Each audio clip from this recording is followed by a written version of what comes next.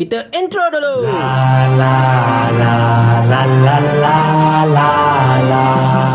Assalamualaikum warahmatullahi. Sekarang ini saya tengah berada dekat kedai makan. Nak makan malam. Makan malam awal biasalah kan.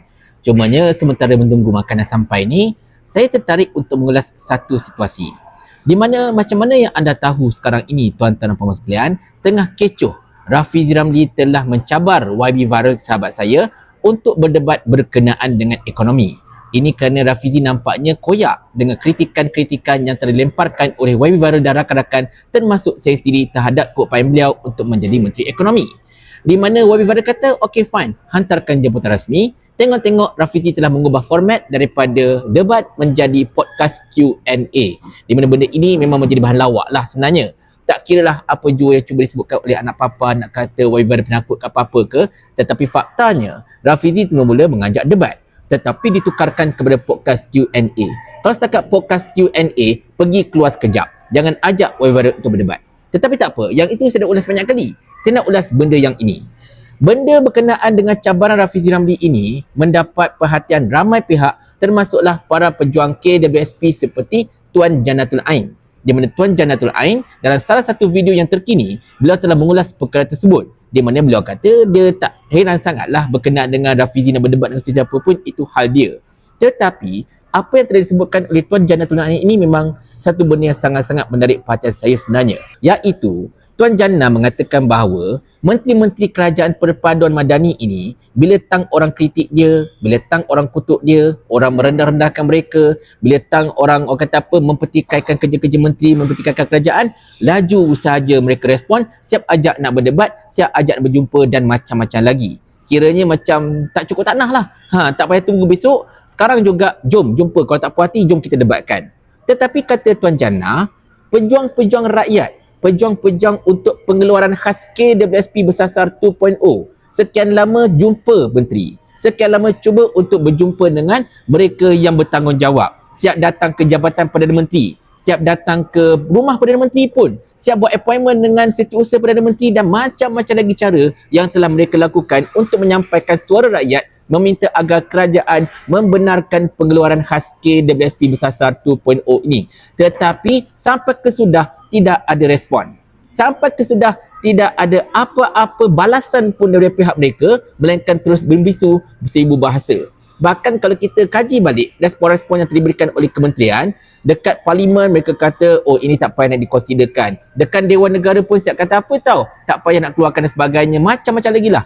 Dan benda-benda inilah yang menyebabkan rakyat makin lama makin sakit hati dengan kerajaan ini. Bukan apa tuan-tuan dan puan sekalian, sekarang kita tahu kos sara hidup semakin lama semakin tinggi, apatah lagi untuk tahun 2024 nanti. Diesel pun bakal naik harga disebabkan oleh subsidi yang disasarkan. Harga barang dasar akan naik lagi. Kemudian tarif elektrik dan macam-macam lagi pastinya akan meningkat. Jadi benda-benda ini menyebabkan rakyat makin lama makin tersepit. Rakyat makin lama makin terpaksa mengeluarkan banyak duit untuk menampung kos kehidupan mereka sehari-hari. Hutang mereka yang lama-lama itu masih banyak. Jadi mereka memang dari dulu minta agar dibenarkan pengeluaran khas KWSP ini supaya mereka dapat bayar hutang-hutang mereka yang sekian lama itu, so that mereka, orang kata apa, dapatlah melapangkan sikit poket mereka, dapatlah menampung mereka punya kos sehari-hari, mereka punya komitmen dan sebagainya. Sebab hutang-hutang lama tu dah settle dah, kan? Tetapi masalahnya, kerajaan sampai ke sudah tak nak mendengar suara rakyat. Sampai kerajaan tak nak mendengar langsung apakah yang rakyat mahu. Apa yang diminta oleh rakyat, kerajaan tolonglah benarkan pengeluaran PLSP. Mereka dah buat macam-macam, segala saluran mereka telah buat, tapi tak ada respon. Tengok-tengok bila kerajaan kena kritik, bila menteri kena hentam, laju saja. Jom rakyat jumpa aku, kita berdebat. Tengok betul ke tak aku tak buat kerja sebagainya. Itu namanya poyo, tuan-tuan dan puan sekalian. Poyo yang teramat sangat. Jadi itulah yang telah dikesalkan oleh Tuan Jannatul Ain sebenarnya. Dan bila sebut tentang KWSP ini, tuan-tuan dan puan sekalian, ramai mengatakan, oh kenapa Papa Berry dah diam, kenapa YB Viral dah diam, kenapa PGIRM dah diam dan sebagainya. Kami tidak diam.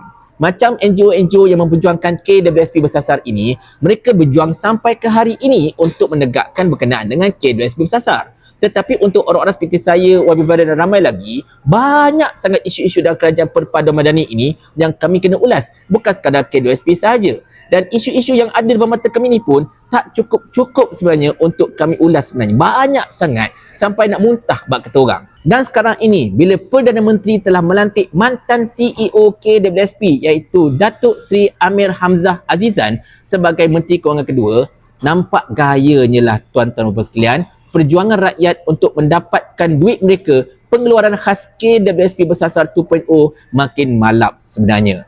Bayangkan, bila orang KWSP tak ada kerajaan pun payah nak dapat, apatah lagi bila orang KWSP masuk dalam kerajaan perpaduan madani ini, confirm lah lagi payah nak dapat sebenarnya. Tapi mana tahu, tiba-tiba pula Datuk Amir ini bila masuk kementerian dia nampak rakyat ni makin susah sebagainya, dia pun tiba-tiba membenarkan pengeluaran khas KWSP. Tetapi itulah, kalaulah Datuk Amir ini membenarkan, adakah Menteri Kewangan yang pertama iaitu Datuk Seri Anwar Ibrahim sendiri akan membenarkan? Wallahu a'lam bisawab. Makin lama makin celaru kerajaan kita ini tuan-tuan sekalian, makin lama makin tunggang terbalik. Tetapi nak buat macam mana? Kita terpaksa meneruskan kehidupan, kita terpaksa juga hadap benda-benda yang sama tiap-tiap hari. Dan anda kata kalau ada anak apa-apa yang tok kepanasan, macam Meli ni yang Meli ni tiba-tiba kepanasan dekat pos Tuan Jannatul Ain. Dia kata balik-balik ke DSP, balik-balik ke DSP. Tak ada cerita lain. Siap kata pergi minta dekat Tuan M dan sebagainya.